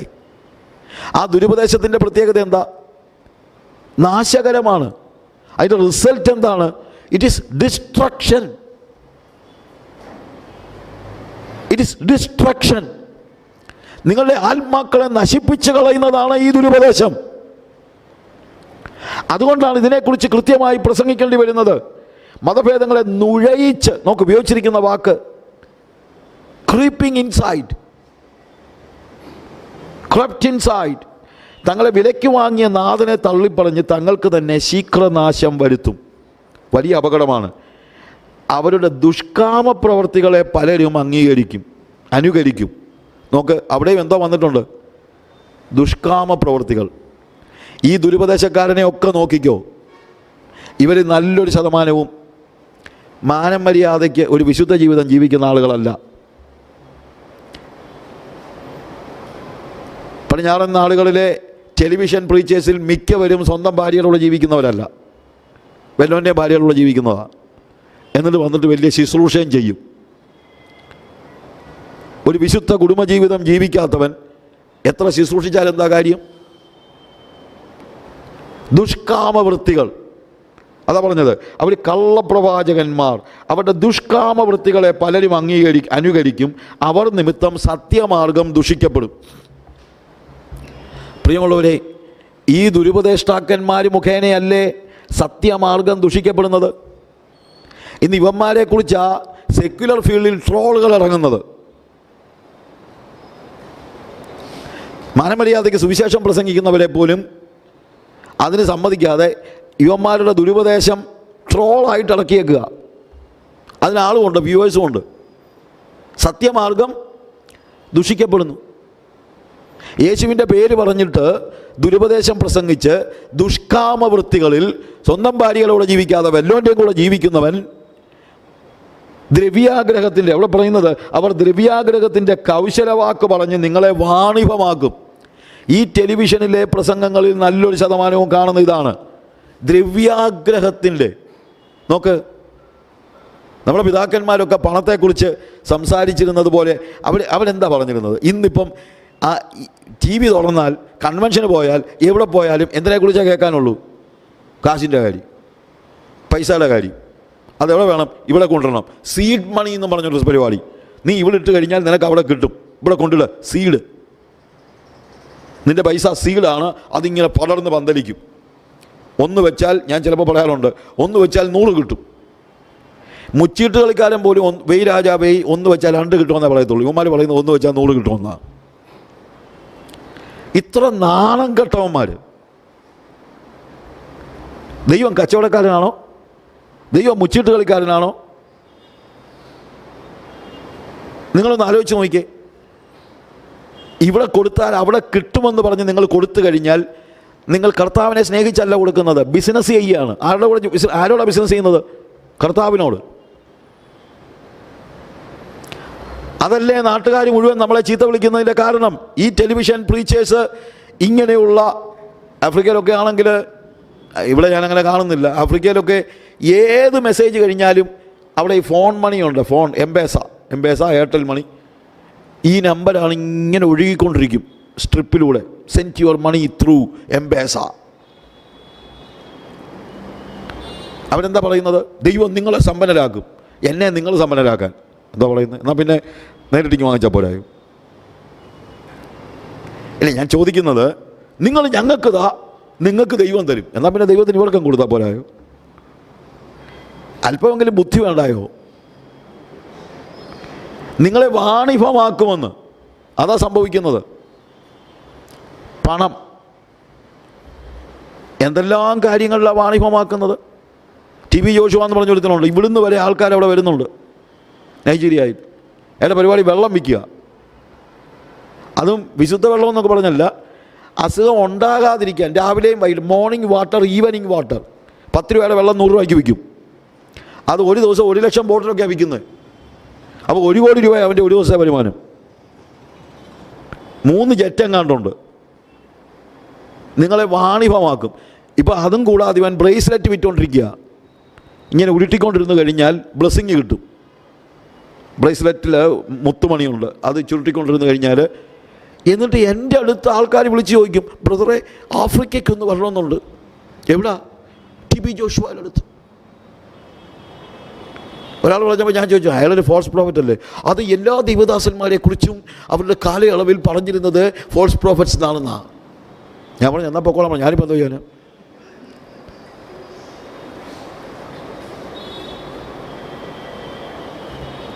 അവർ നിങ്ങളെ വാണിഭമാക്കും. അവർ ദ്രവ്യാഗ്രഹത്തിൻ്റെ കൗശലവാക്ക് പറഞ്ഞ് നിങ്ങളെ വാണിഭമാക്കും. അവർക്ക് പൂർവ്വകാലം മുതൽ ന്യായവിധി താമസിയാതെ വരുന്നു, അവരുടെ നാശം ഉറങ്ങുന്നതുമില്ല. അതിനെക്കുറിച്ച് നമ്മൾ പിന്നീട് നാളെ പഠിക്കാം. ഞാൻ പറയട്ടെ, നമ്മൾ മനസ്സിലാക്കണം, ദൈവത്തിൻ്റെ സത്യോപദേശം, ആ ഉപദേശത്തെ, കൃപയുടെ ഉപദേശത്തെ ദുഷ്കാമവൃത്തിക്ക്, അവരുടെ ദുഷ്കാമവൃത്തികളെ, ലസീവിയസ് ആയിട്ടുള്ള, അതാണ് ഇതിനകത്തൊരു വലിയ പ്രശ്നം. പാപം ചെയ്യുന്നതിൽ ഒരു മടിയുമില്ല, പാപത്തിൽ ജീവിക്കുന്നതിന് മടിയില്ല, വേറെ ആരുടെയെങ്കിലും കൂടെ ജീവിക്കുന്നതിന് മടിയില്ല, എന്ത് പാപം ചെയ്യുന്നതിനും മടിയില്ലാത്തവരായ ആളുകൾ. അതിനവർക്ക് ഉപദേശമുണ്ട്. ഉപദേശം. ഞാൻ ടാൻസാനിയയിലുള്ളപ്പോൾ അവിടെ ഒരു പ്രവാചകൻ, അയാൾ മുഖേന ഒരാൾ സഭയിൽ വന്നു. സഭയിൽ വന്നു കഴിഞ്ഞപ്പോഴത്തേക്ക് ഞാൻ പറഞ്ഞ ഈ ദുഷ്കാമവൃത്തി, അയാൾ നിങ്ങളെ വാണിഭമാക്കുന്നൊക്കെ പറയുമ്പോഴത്തേക്ക്, യു നോ വാട്ട് ഹാപ്പൻ? ഒരു സ്ത്രീ വിശ്വാസത്തിൽ വന്നതാണ്, അവളുടെ ഭർത്താവ് രക്ഷിക്കപ്പെട്ടൊന്നുമല്ല. ഈ പ്രോഫറ്റ് പറഞ്ഞു, ഞങ്ങൾ നിങ്ങൾക്ക് ആത്മീക നന്മകൾ തന്നതുകൊണ്ട് നിങ്ങളുടെ ഭൗതിക കാര്യത്തിൽ, അങ്ങനൊരു വാക്യമുണ്ടല്ലോ, പൗലോസ് തന്നെ പറയുന്നുണ്ട്, നിങ്ങളവരുടെ ആത്മീക നന്മകൾക്ക് പങ്കാളികളായെങ്കിൽ അവർക്ക് നിങ്ങളുടെ ഭൗതിക നന്മകളിൽ പങ്കാളിയാകുവാൻ ഇതുണ്ടെന്ന് പറയുന്നത് പോലെ, അതുകൊണ്ട് ഞങ്ങൾ നിങ്ങളെ ആത്മീകമായി തന്ന് നിങ്ങളെ സന്തോഷിപ്പിച്ചു, നിങ്ങൾ ഭൗതികമായി തന്ന് നിങ്ങളെ സന്തോഷിപ്പിക്കണം. കാശിൻ്റെ കാര്യമാണെന്നാണ് ചിന്തിച്ചത്. പക്ഷേ പ്രവാചകൻ പറഞ്ഞു, no, I need to have sex with U.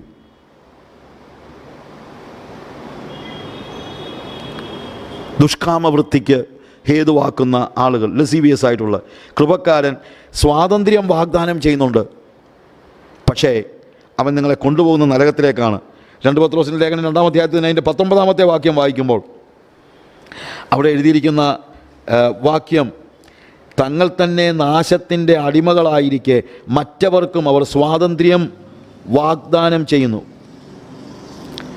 18-ാമത്തെ വാക്യത്തിൽ, വഴിതെറ്റി നടക്കുന്നവരോട് ഇപ്പോൾ അകന്നു വന്നവരെ ഇവർ വെറും വമ്പ് പറഞ്ഞ് ദുഷ്കാമവൃത്തികളാൽ കാമഭോഗങ്ങളിൽ കുടുക്കുന്നു. വേദോസ്തത്തിലെ വാക്യം തന്നെയാണ് ഞാൻ വായിക്കുന്നത്. വേദോസ്തത്തിലെ വാക്യം തന്നെയാണ്. നോക്ക്, ശുശ്രൂഷയുടെ പേര് പറഞ്ഞു തന്നെ വിശ്വാസികളെ ഉപയോഗിക്കുന്നവരായ ആളുകൾ. I am sorry to say these things. ഇതൊന്നും പുറത്ത് പറയേണ്ട കാര്യങ്ങളല്ല. But that is what the Bible says and that is happening. അതുകൊണ്ടാണ് ഞാൻ പറയുന്നത്, തങ്ങൾ തന്നെ നാശത്തിൻ്റെ അടിമകളായിരിക്കെ മറ്റവർക്കും സ്വാതന്ത്ര്യത്തെ വാഗ്ദാനം ചെയ്യുന്നു. അവർ തന്നെ നരകത്തിൽ പോവുക, അവർ തന്നെ പാപത്തിൻ്റെ അടിമകളാണ്. എന്നിട്ട് അവർ മറ്റുള്ളവർക്ക് സ്വാതന്ത്ര്യത്തെ വാഗ്ദാനം ചെയ്യുന്നു. ഒരുത്തൻ ഏതിനോട് തോൽക്കുന്നുവോ അതിനോട് അവൻ അടിമപ്പെട്ടിരിക്കുന്നു. നോക്കുക,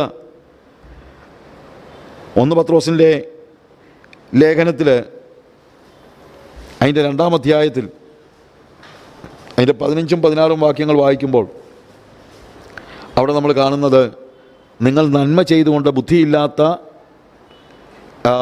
മനുഷ്യരുടെ ഭോഷത്വം ഉണ്ടാതാക്കണമെന്നുള്ളത് ദൈവത്തിൽ ഇഷ്ടമാകുന്നു. സ്വതന്ത്രരായും സ്വാതന്ത്ര്യം ദുഷ്ടതയ്ക്ക് മറയാക്കാതെ ദൈവത്തിൻ്റെ ദാസന്മാരായും നടപ്പിൻ. അപ്പോൾ യഥാർത്ഥത്തിലുള്ള സ്വാതന്ത്ര്യം എന്താണ്? ദൈവത്തിൻ്റെ ദാസനാകുന്നതാണ് യഥാർത്ഥത്തിലുള്ള സ്വാതന്ത്ര്യം. അല്ലാതെ പാപം ചെയ്യാനുള്ള സ്വാതന്ത്ര്യമല്ല. കൃപ ശരിയായ ഉപദേശമാണ്. പക്ഷേ ഹൈപ്പർ ഗ്രേസുകാരൻ പറയുന്ന കൃപ വേദപുസ്തകത്തിൻ്റെ കൃപയല്ല, രക്ഷ ദൈവത്തിൻ്റെ കൃപയാണ്. എന്നാൽ ദൈവകൃപയോടുള്ള നമ്മുടെ റെസ്പോൺസ് എന്താണ്? അത് നമ്മൾ ആലോചിക്കണം. What is your response towards the grace of God? നമ്മൾ റോമാലേഖനം 6-ാം അധ്യായത്തിൽ വായിക്കുന്ന വാക്യം അതാണല്ലോ. ആകയാൽ നാം എന്ത് പറയേണ്ടു? 1-ാം വാക്യത്തിൽ, കൃപ പെരുകേണ്ടതിന് പാപം ചെയ്തുകൊണ്ടിരിക്കുക എന്നോ ഒരു നാളും അരുത്. ജോസഫ് പ്രിൻസ് പറഞ്ഞു, when you are falling into sin, you are falling into grace. You are not falling from grace, you are falling into grace. പൗലോസ് പറയുന്നു, എന്തോ വർത്തമാനം അത്. ജോസഫ് പ്രിൻസ് പറഞ്ഞതിൻ്റെ അതേ കാര്യത്തിൽ ജോസഫ് പ്രിൻസ് പറഞ്ഞ എന്താണ്? when you are falling into sin, you are not falling from grace, but you are falling into grace. Paul ചോദിക്കുക, എന്തോ വർത്തമാനം അത്? കൃപ പെരുകേണ്ടതിന് പാപം ചെയ്തുകൊണ്ടിരിക്കുക എന്നോ ഒരു നാളും അരുത്. പാപസംബന്ധമായി മരിച്ചവരായ നാം ഇനി അതിൽ ജീവിക്കുന്നത് എങ്ങനെ? How can you live in sin because you are dead to sin? പാപസംബന്ധമായി മരിച്ചവർ എങ്ങനെ അതിനകത്ത് ജീവിക്കും? How can you continue in your sin? Never. അതിൻ്റെ 11 മുതലുള്ള വാക്യങ്ങൾ വായിക്കുമ്പോൾ, ഔവണ്ണം നിങ്ങളും പാപസംബന്ധമായി മരിച്ചവരെന്നും ക്രിസ്തുവേശുവിൽ ദൈവത്തിന് ജീവിക്കുന്നവരെന്നും നിങ്ങളെ തന്നെ എണ്ണുവിൻ. ആകയാൽ പാപം നിങ്ങളുടെ മർത്യ ശരീരത്തിൽ അതിൻ്റെ മോഹങ്ങളെ അനുസരിക്കുമാറ് ഇനി വാഴരുത്. നിങ്ങളുടെ അവയവങ്ങളെ അനീതിയുടെ ആയുധങ്ങളായി പാപത്തിന് സമർപ്പിക്കുകയും അരുത്. നിങ്ങളെ തന്നെ മരിച്ചിട്ട് ജീവിക്കുന്നവരായും നിങ്ങളുടെ അവയവങ്ങളെ നീതിയുടെ ആയുധങ്ങളായും ദൈവത്തിന് സമർപ്പിച്ചുകൊള്ളുവിൻ. പാപം ചെയ്താൽ കുഴപ്പമില്ലെന്നല്ല ഇവിടെ പറയുന്നത്. You need to be very careful. ഇനി ഒരിക്കലും നിങ്ങളുടെ അവയവങ്ങളെ പാപത്തിന് അധീനമാക്കരുത്. B very careful. അടുത്ത വാക്യം വലിയ രസമാണ്. നിങ്ങൾ ന്യായപ്രമാണത്തിനല്ല കൃപയ്ക്കത്ര അധീനരാകയാൽ. നിങ്ങൾ അവർ പറയുന്നതാണ്, നമ്മൾ കൃപയ്ക്കാണ് അധീനര്, ന്യായപ്രമാണത്തിന് അധീനരല്ല, കൃപയ്ക്കാണ് അധീനർ. ഇതാണ് കൃപക്കാരൻ പറയുന്നത്. അതാ ഞാൻ പറഞ്ഞത്, വാക്യത്തിൻ്റെ പകുതി ഇവനെടുക്കും. ഇതിൻ്റെ പകുതി എടുത്തിട്ട് പറയും, നമ്മൾ ന്യായപ്രമാണത്തിന് അധീനരല്ല, നമ്മൾ കൃപയ്ക്കാണ് അധീനരായിരിക്കുന്നത്. പക്ഷേ അടുത്ത വാക്യം എന്താ? അധീനരാകിയാൽ പാപം നിങ്ങളിൽ കർത്തൃത്വം നടത്തുകയില്ലല്ലോ. നിങ്ങൾ കൃപയ്ക്ക് അധീനരാണെങ്കിൽ പാപം ചെയ്യാമെന്നല്ല, പാപം ചെയ്യുകയില്ലല്ലോ. അവരോട് തന്നെ നിങ്ങൾ തന്നെ ചോദ്യര്, നിങ്ങൾ കൃപയ്ക്ക് അധീനരാണെന്നാണോ നിങ്ങൾ പറയുന്നത്? then why you are committing sin again? why you say there is no sin? എന്തുകൊണ്ട് നിങ്ങൾ അങ്ങനെ പഠിപ്പിക്കുന്നു? എന്നാൽ എന്ത്? ന്യായപ്രമാണത്തിനല്ല കൃപയ്ക്കത്ര അധീനരാകയാൽ പാപം ചെയ്യുകയെന്നോ ഒരു നാളും അരുത്.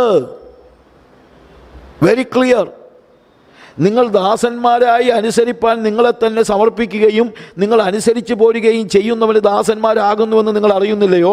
ഒന്നുകിൽ മരണത്തിനായി പാപത്തിൻ്റെ ദാസന്മാർ. എൻ്റെ പ്രിയമുള്ളവരെ, ഈ വാക്യം ഇങ്ങനെ കിടക്കുമ്പോൾ ഏത് ജോസഫ് പ്രിൻസിന് പറയാൻ പറ്റും if you commit sin there is no problem എന്ന് പറയാൻ? ഇവിടെ എത്ര ക്ലിയർ ആയിട്ട് പറഞ്ഞിരിക്കുന്നു.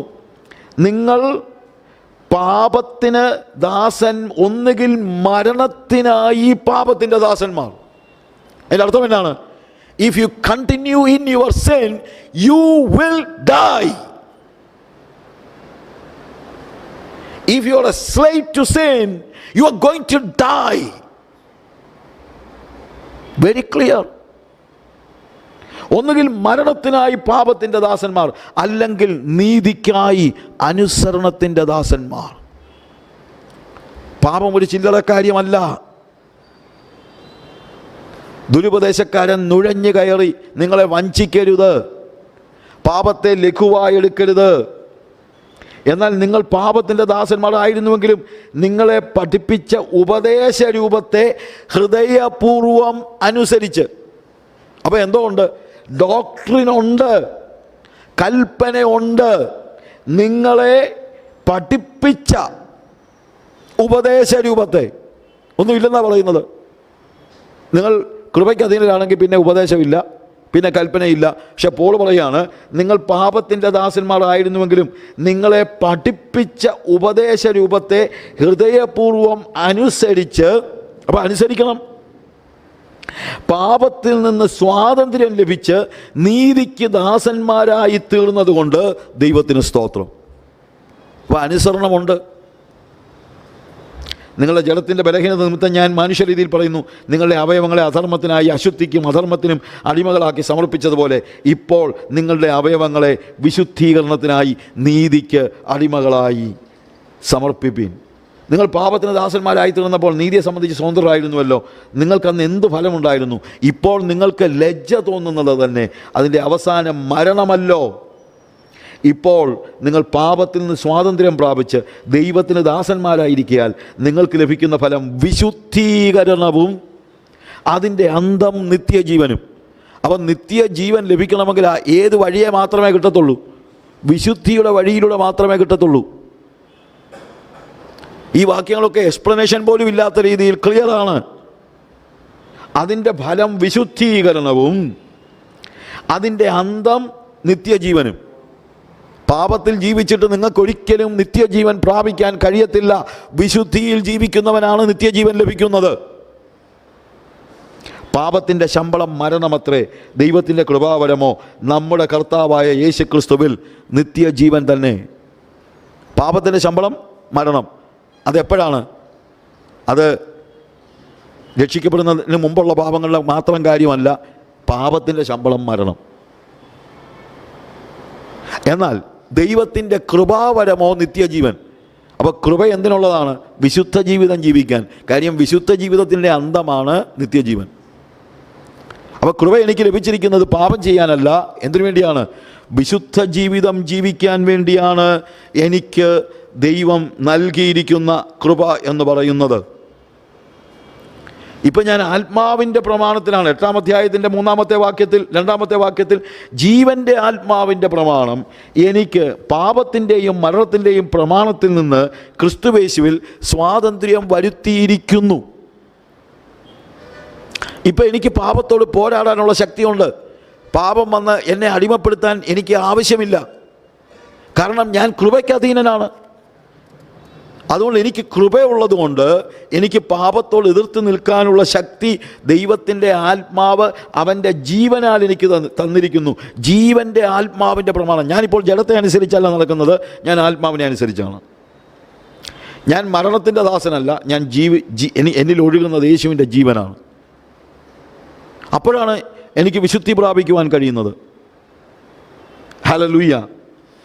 അപ്പോൾ ഗലാത്യലേഖനം 5-ാം അധ്യായത്തിൻ്റെ 13-ാം വാക്യത്തിൽ അത് ഏറ്റവും കൃത്യമായിട്ട് പൗലോസ് ഓർപ്പിക്കുന്ന ഒരു കാര്യം. ഈ സ്വാതന്ത്ര്യത്തെക്കുറിച്ച് ഇവരെല്ലാം പറയുമ്പോഴും പൗലോസ് പറഞ്ഞ കാര്യം മനസ്സിലാക്കണം. സഹോദരന്മാരെ, 13-ാം വാക്യത്തിൽ നിങ്ങൾ സ്വാതന്ത്ര്യത്തിനായിട്ട് വിളിക്കപ്പെട്ടിരിക്കുന്നു. ഈ സ്വാതന്ത്ര്യം ജഡത്തിന് അവസരമാക്കുക മാത്രം ചെയ്യാതെ സ്നേഹത്തിൽ അന്യോന്യം സേവിപ്പീൻ. സ്നേഹത്തിൽ അന്യോന്യം സേവിപ്പീൻ. ഹല്ലേലൂയ. നാളത്തെ നമ്മുടെ ക്ലാസ്സിൽ നമുക്ക് ബാക്കിയുള്ള കാര്യങ്ങളെക്കുറിച്ച് കുറേയേറെ കാര്യങ്ങൾ പഠിക്കാനുണ്ട്. ഒരു വാക്യം കൂടെ ഞാൻ വായിച്ച് എൻ്റെ വാക്കുകളെ അവസാനിപ്പിക്കാം. 1 യോഹന്നാൻ്റെ ലേഖനം അതിൻ്റെ 1-ാം അധ്യായം 5 മുതൽ 5-6 വാക്യങ്ങൾ. ദൈവം വെളിച്ചമാകുന്നു, അവനിൽ ഇരുട്ടൊട്ടുമില്ല എന്നുള്ളത് ഞങ്ങൾ അവനോട് കേട്ട് നിങ്ങളോട് അറിയിക്കുന്ന ദൂതാകുന്നു. അവനോട് കൂട്ടായ്മയുണ്ടെന്ന് പറയുകയും ഇരുട്ടിൽ നടക്കുകയും ചെയ്താൽ നാം ഭോഷ്ക പറയുന്നു, സത്യം പ്രവർത്തിക്കുന്നതുമില്ല. നമുക്ക് ദൈവത്തോട് കൂട്ടായ്മയുണ്ടെങ്കിൽ നമ്മൾ ഒരിക്കലും ഇരുട്ടിൽ നടക്കുകയില്ല, നമ്മൾ വെളിച്ചത്തിൽ നടക്കും. കാര്യം ദൈവം വെളിച്ചമാകുന്ന അവനിൽ ഇരുട്ട് ഒട്ടുമില്ല എന്നുള്ളത് നമ്മൾ മനസ്സിലാക്കണം. താഴോട്ട് വായിക്കുമ്പോൾ അവൻ വെളിച്ചത്തിലിരിക്കുന്നത് പോലെ നാം വെളിച്ചത്തിൽ നടക്കുന്നുവെങ്കിൽ നമുക്ക് തമ്മിൽ കൂട്ടായ്മയുണ്ട്. അവൻ്റെ പുത്രനായ യേശുവിൻ്റെ രക്തം സകല പാപവും പോക്കി നമ്മെ ശുദ്ധീകരിക്കുന്നു. സകല പാപവും പോക്കി നമ്മെ ശുദ്ധീകരിക്കുന്നു. സകല പാപവും ക്ഷമിച്ച് എന്ന് മാത്രമല്ല, സകല പാപവും പോക്കി. ഇത് നമ്മൾ കൃത്യമായി തിരിച്ചറിയേണ്ട ഒരു കാര്യമാണ്. അവൻ്റെ പുത്രനായ യേശുവിൻ്റെ രക്തം എൻ്റെ പാപങ്ങളെ മോചിക്കുക മാത്രമല്ല, എൻ്റെ പാപങ്ങളെ ക്ലെൻസ് ചെയ്യുകയും കൂടെ ചെയ്യുന്നതാണ്. പാപമോചനത്തെക്കുറിച്ച് കൃപക്കാർ ഒത്തിരി പറയും. കൃപയാണ്, എല്ലാ പാപം മോചിക്കപ്പെട്ടു. പക്ഷെ പാപം മോചനം മാത്രമല്ല കർത്താവ് ഓഫർ ചെയ്തത്, പാപത്തിൽ നിന്നുള്ള ശുദ്ധീകരണം കൂടെയാണ്, ക്ലെൻസിങ്. നമ്മൾ താഴോട്ട് വായിക്കുമ്പോഴും അതിൻ്റെ 9-ാമത്തെ വാക്യത്തിൽ നമ്മൾ കാണുന്നത്, നമ്മുടെ പാപങ്ങളെ ഏറ്റുപറയുന്നുവെങ്കിൽ അവൻ നമ്മോട് പാപങ്ങളെ ക്ഷമിച്ച് സകല അനീതിയും പോക്കി നമ്മെ ശുദ്ധീകരിപ്പാൻ വിശ്വസ്തനും നീതിമാനുമാകുന്നു. ക്ഷമിക്കാൻ മാത്രമല്ല എന്തിനും കൂടെയാണ്, നമ്മളെ സകല അനീതിയും പോക്കി നമ്മെ ശുദ്ധീകരിപ്പാൻ.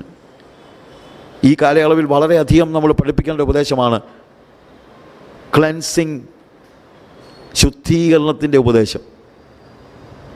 പാപമോചനത്തിൻ്റെ ഉപദേശം നമ്മൾ ഒത്തിരി കേൾക്കുന്നുണ്ട്. ശരിയാണ്, യേശു കർത്താവ് കാൽവരി ക്രൂശിൽ മരിച്ചതോടുകൂടെ എൻ്റെ പാപങ്ങളെല്ലാം കർത്താവ് മോചിച്ചു തന്നു.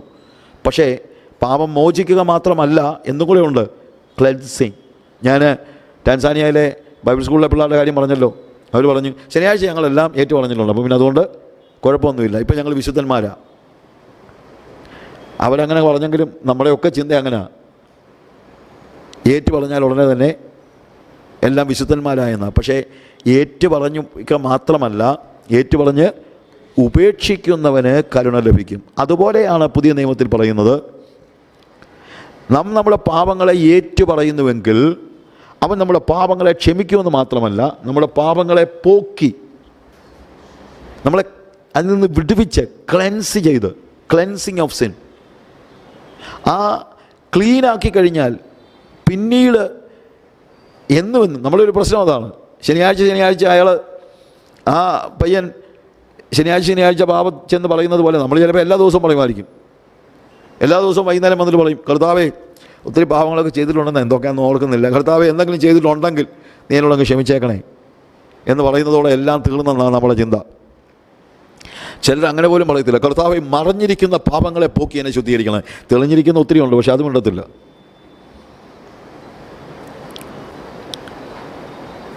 അതോടുകൂടെ എല്ലാം ക്ലീനായെന്ന നമ്മുടെ ചിന്ത. പക്ഷേ കർത്താവിൻ്റെ വചനം പഠിപ്പിക്കുന്നത് നമ്മൾക്ക് പാപമോചനം മാത്രമല്ല, പാപത്തിൽ നിന്നുള്ള ശുദ്ധീകരണവും ആവശ്യമുണ്ട്. പണ്ടൊരു വല്യമ്മച്ചി ഉണ്ടായിരുന്നു, ഞാൻ ഒത്തിരി അടുത്ത് പറഞ്ഞിട്ടുള്ള ഉദാഹരണം. ഈ ഉദാഹരണം എത്ര പറഞ്ഞാലും കുഴപ്പമൊന്നുമില്ല, പിന്നെയും കേട്ടാലും കറക്റ്റായിട്ട് ആ സ്ഥലത്ത് വരണം. വല്യമ്മച്ചി എന്നും വന്ന് പ്രാർത്ഥിക്കും. സഭയിൽ വന്നു കഴിഞ്ഞാൽ ആദ്യത്തെ പ്രാർത്ഥന, കർത്താവേ എൻ്റെ ജീവിതത്തിൽ ഒത്തിരി മാറാലകളുണ്ട്, കർത്താവേ ഈ ചലന്തി വല, നീ നിൻ്റെ ചൂലുമായി വന്ന് എൻ്റെ ചലന്തി വല എല്ലാം തൂക്കണേ കർത്താവേ. അപ്പോൾ എന്നും പാസ്റ്റർ ഇത് കേൾക്കുകയായിരുന്നു. ഒരു ദിവസം അമ്മച്ചി പ്രാർത്ഥിച്ചപ്പോൾ പാസ്റ്റർ കൂടെ പ്രാർത്ഥിച്ചു, കർത്താവേ ഇന്ന് നീ ചൂലുമായി വരണമേ കർത്താവേ. അമ്മച്ചി പ്രാർത്ഥിച്ചു, ചൂലുമായി വന്ന് എൻ്റെ ചലന്തി വല എല്ലാം തൂക്കണേ. പാസ്റ്റർ പറഞ്ഞു, കർത്താവേ ഇന്ന് നിൻ്റെ ചൂലുമായി വരണമേ. ഇന്ന് ആ ചലന്തി വല തൂക്കുന്ന കൂട്ടത്തിൽ ആ ചലന്തിയെ കൂടെ അങ്ങ് തല്ലിക്കൊല്ലണേ കർത്താവേ. എന്നും ചലന്തി വല തൂത്തോണ്ടിരിക്കാനല്ല, പ്രത്യുത ചലന്തിയെ തല്ലിക്കൊല്ലാനും പഠിക്കണം. ചലന്തി ഉള്ളതുകൊണ്ടാണ് എന്തുണ്ടാകുന്നത്, ചലന്തി വല ഉണ്ടാകുന്നത്. അപ്പോൾ പാപങ്ങളുടെ മോചനം മാത്രമല്ല, ക്ലെൻസിങ്, മോഹത്തിൻ്റെ ചലന്തികളെ തല്ലിക്കൊല്ലണം. പാപത്തിൽ നിന്നൊരു വിടുതലുണ്ടാകണം. പാപക്ഷമ മാത്രമല്ല, പാപത്തിൽ നിന്നുള്ള വിടുതലുണ്ടാകണം. ക്ലെൻസിങ് ഫ്രം സിൻ, പാപങ്ങളെ പോക്കി. പ്രിയമുള്ളവരെ, ദുരുപദേശക്കാരൻ പാപത്തിന് യാതൊരു വിലയും കൽപ്പിക്കാതെ അതിനെ സിംപ്ലിഫൈ ചെയ്ത് വളരെ ആ കൃപയെ ദുഷ്കാമവൃത്തിക്ക് ഹേതുവാക്കുന്ന ഒരു സാഹചര്യമാണെന്നുള്ളത്. അങ്ങനെയുള്ള ഒത്തിരി ഉപദേഷ്ടാക്കന്മാരെ കുറിച്ചാണ് നമ്മളിന്ന് പറഞ്ഞത്. പക്ഷേ നമുക്കറിയാം, നമ്മുടെ ദൈവം ദഹിപ്പിക്കുന്ന അഗ്നിയാണ്. അവൻ വിശുദ്ധനായ ദൈവമാണ്. അവൻ്റെ സന്നിധിയിൽ നമുക്ക് പാപമോചനമുണ്ട്. തന്നെയല്ല, പാപത്തിൽ നിന്ന് നമുക്ക് വിടുതലുണ്ട്. കൽപ്പന ഇല്ലെന്ന് പഠിപ്പിക്കുന്ന ഹൈപ്പർ ഗ്രേസുകാരൻ്റെ പിന്നാലെ പോകരുത്. അവൻ സ്വാതന്ത്ര്യം വാഗ്ദാനം ചെയ്യുന്നു, പക്ഷേ നമ്മളെ നരകത്തിലേക്കാണ് കൊണ്ടുപോകുന്നത്. പിശാചിൻ്റെ ഏജൻസാണ് അവർ. നിത്യതയിൽ നിന്ന് നമ്മളെ പിന്മാറ്റുവാൻ ദുരുപദേശക്കാരൻ നുഴഞ്ഞു കയറിയിരിക്കുന്നു. അതുകൊണ്ടാണ് യൂദാ പറയുന്നത്, വിശുദ്ധന്മാർക്ക് ഒരിക്കലായി ഫലമേൽപ്പിക്കപ്പെട്ട വിശ്വാസത്തിന് വേണ്ടി പോരാടണം. പോരാട്ടം വേണം. കോംപ്രമൈസ് ചെയ്യരുത്. പാപത്തോട് കോംപ്രമൈസ് ചെയ്യരുത്. ദുരുപദേശത്തോട് കോംപ്രമൈസ് ചെയ്യരുത്. ശക്തിയോടുകൂടെ പോരാടണം. വിശ്വസിക്കുന്നവന് മാത്രമേ പോരാടാൻ കഴിയുള്ളൂ. വിശുദ്ധന്മാർക്കാണ് ഇത് ഫലമേൽപ്പിക്കപ്പെട്ടിരിക്കുന്നത്. ഒരിക്കലായി കിട്ടിയതാണ്, നമ്മൾ ഉണ്ടാക്കിയെടുത്തതല്ല. It is given by God. വെളിപ്പാട് അങ്ങോട്ടും ഇങ്ങോട്ടും കണ്ണടച്ചിരുന്നപ്പോൾ ഉണ്ടായ വെളിപ്പാടൊന്നുമല്ല. ദൈവത്തിൻ്റെ തിരുവചനത്തിൽ എഴുതിയിരിക്കുന്ന ഈ ഉപദേശം നമ്മൾ ഫോളോ ചെയ്യണം. ആ ഉപദേശം അതിനെ മാറ്റിമറിക്കുവാൻ, അത് ദുഷ്കാമവൃത്തിക്ക്, കൃപയെ ദുഷ്കാമവൃത്തിക്ക് ഹേതുവാക്കുന്ന ആളുകൾ നുഴഞ്ഞു കയറിയിരിക്കുന്നു. ആദ്യം വിശ്വസിക്കണം, ഉപദേശം പഠിക്കണം. നമ്മൾ വിശ്വസിക്കുന്ന, നമ്മൾ പഠിച്ച പത്യോപദേശത്തിന് വേണ്ടി പോരാടുവാൻ നമ്മൾ തയ്യാറാകണം. സ്വർഗപിതാവേ,